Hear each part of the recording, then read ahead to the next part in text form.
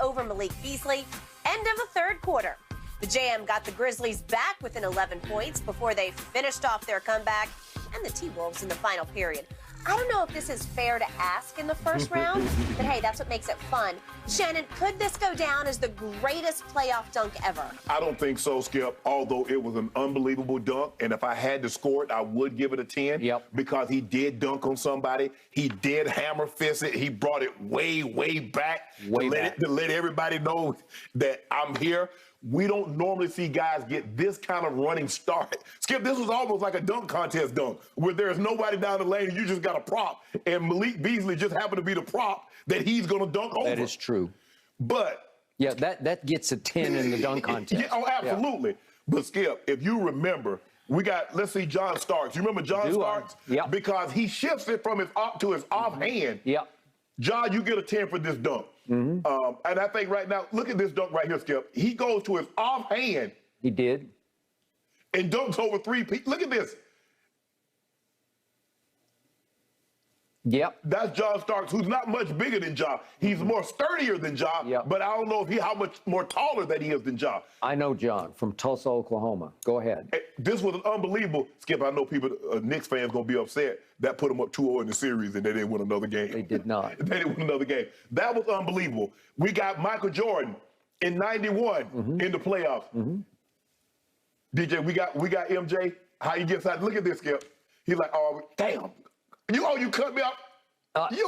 Ewing, come on. And Ewing is a pretty good defender, Skip. He goes over 7-foot Patrick Ewing and dunks it on his head. Yeah. Unfortunately, Ewing, we got you again. This was an unbelievable play. Oakley tries to cut him off, didn't cut the baseline off good enough. And this one, this might be the best dunk in the playoff history, Skip, right here. And then playing the acorns on Patrick Ewing head. Yep. He got a tag for that, and then told Spike Lee, sit you down. He did. Yep. Bro, I know him well. Patrick, I'm sorry, bro. Patrick Ewing got on top 5 dunks in playoff history. Pat Ewing is on 2 of them. Give Ja credit. It ignited him. But, Skip, I'm not going to say it was better than the John Starks or the Scottie Pippen or Jordan dunk. But I will give it a 10 because, like I said, those guys at least jumped.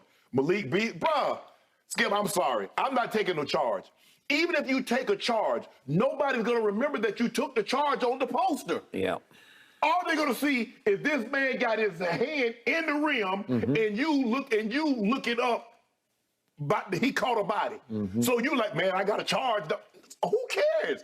Either I'm challenging it and I'm going to foul you and you're not putting this ball in the hoop, or I'm just going to, hey, just go ahead. Because like you said, Skip, that only cut the lead to what, 11?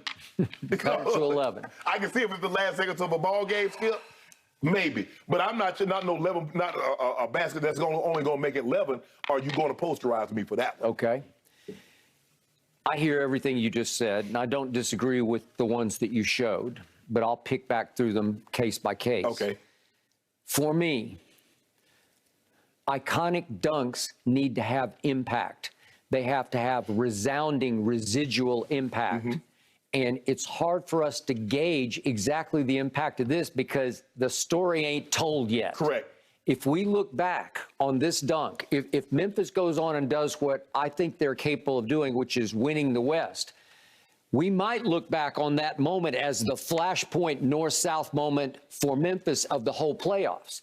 And if we do, if we look back on that was the jump start, that detonated the Memphis Grizzlies. It didn't immediately detonate them, but if it detonated Ja enough to take over that game and this series and ultimately the playoffs, then it starts to rise up the iconic list because it's going to take on some meaning. It's an iconic moment forever because it happened in the playoffs. Yeah. He caught a body, and the way he dunked it brought it all the way back. Yeah. It's ingrained. It's in lore now. Okay, I got it. But in magnitude of impact on the playoffs, on playoff history, we don't quite know yet. Right. I'm rooting for it to be the flashpoint moment. And I'm going to repeat that Ja, up to that point in this game, had a grand total of 10 points on 4 of 12 and had missed 5 of 7 free throws up to that point. Right. And I kept saying yesterday, it's time to walk the talk or jump the talk or shoot the talk or back up the talk. Right. You can talk all you want, but you have to back it up. Yeah, you got to play at some And point. he had prematurely celebrated, as we talked about, after Game 2 and Game 3, like the series was over. Mm-hmm.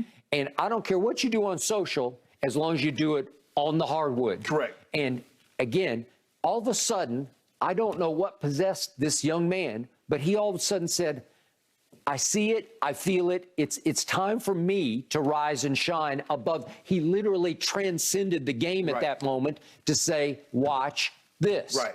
Now, I don't want to go to Ja's head where he just becomes a social media phenomenon. I want him to become a playoff phenomenon, not social. Right.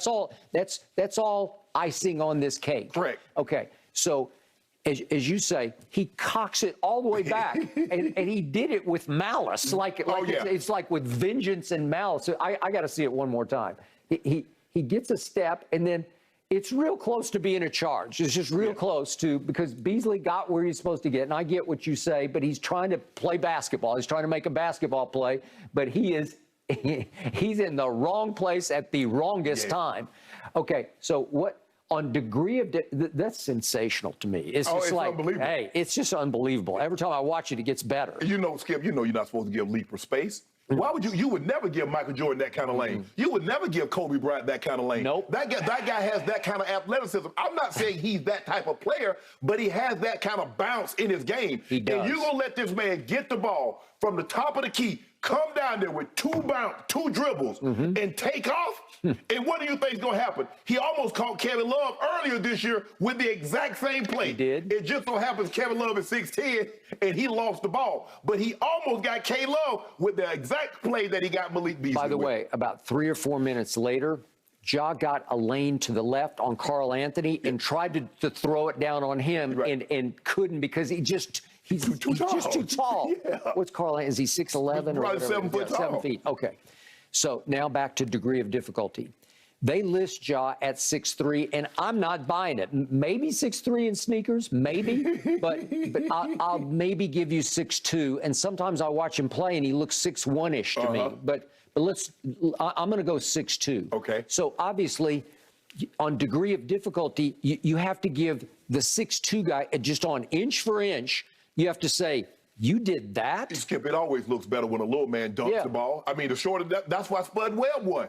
We don't see the 5'7" guy dunk like that. Spud, close friend of mine, and I was in the front row for that, 86 in Dallas, over his best buddy, Dominique. Because he's from Dallas, isn't he? From Dallas, born and raised, and Spud went 5 feet 6 inches tall, and fair and square, he beat the human highlight reel, Dominique from Atlanta, Georgia. Yeah. He beat him in a dunk contest in Dallas, Texas, in old Reunion Arena. It just looks, dunks looks better when the guy's smaller, because it looked like Spud Webb, he was jumping half his body to get up 5'6". I mean, a tall guy, Skip, a 7-foot guy dunking, when these tall guys get it ain't the same. But you get a guy 6'6", 6'4", 6'6", and he can dunk, can elevate like Ant-Man. Ant-Man looked like he's leaving the building. That is correct. Okay, let's start with the Starks dunk. Okay, I think John's like 6'5"-ish. You think so? Think it's that tall? I think he is. I should have looked it up before the show, but I've been next to him, and he seems like he's 6'4", 6'5". Okay. Anyway, he's a little bigger than Ja. Right. But I give you the degree of difficulty on that to go. He goes to his offhand. Yeah, go to left hand over 3. Right. And it was sensational. But here's the Starks. Okay. The outcome wasn't sensational. It didn't change the series. It didn't. Put them up 2-0, Skip, and then they win another game. They didn't win another game. I got it. So okay, I got it, because he could jump out of the gym. Yes. Okay, and then the Pippen dunk over Ewing. It was great. I'll disqualify myself. I'm not the biggest Scottie Pippen fan. Right. I think he's like gone over the edge, anti-Jordan, so it's hard for me to love him. So it's hard for me to bless anything he did as iconic. So I'm going to then leap to the most iconic dunk that I ever saw, and it was just Jordan over Ewing. But you made the best point. It was a surprise attack, because it looks like he gave up on the play. If we can see the Jordan dunk one more time, it looks like he's got nowhere to go, and then all of a sudden he says, whoops, I got you. And so Ewing gets a little bit ambushed, where he's not really there yet. He didn't quite get home because Ewing is 7 feet tall. Right. Jordan is 6'6". Right. Okay. But once you let Jordan, what was the golden rule for You got to keep him Detroit? in the air. You can't let him elevate. If you let him elevate, you got to knock him out of the air. You can't let him get to the apex because if he does, you're done. Right. Okay. But here's the thing, Skip. If Jordan had turned the corner like Ja, or Kobe had turned the corner like Ja, Vince Carter turned, Skip, everybody's just moving out the way. I don't know what Malik Beasley is thinking. Skip, Well, he's just trying to play basketball. He's trying to do what the textbook says. Skip, sometimes you got to know the journey. Coach, I get him next time. Okay, but he came real close to drawing a charge. Now, It's real close. Skip, that poster. Do you know how many posters they printed? They got 200,000 posters hot off the press this morning with that. Okay, it was a charge. I'm gonna say it was a charge. Who cares? Skip, look how this man got the ball back. He got it like he a waiter, and he's serving him up. He's serving him. He did. He got the ball back here. Come on, Malik. Oh, Malik. You want to talk about in your face? That's about as in your face as you can get. You can never, ever leave. All right, I'm going to do you like Ja. Yeah. That's every time he goes. He was so good. His girlfriend probably said, well, I do you like Ja. It's over, Skip. You know, once you get got like that, every time he comes, oh,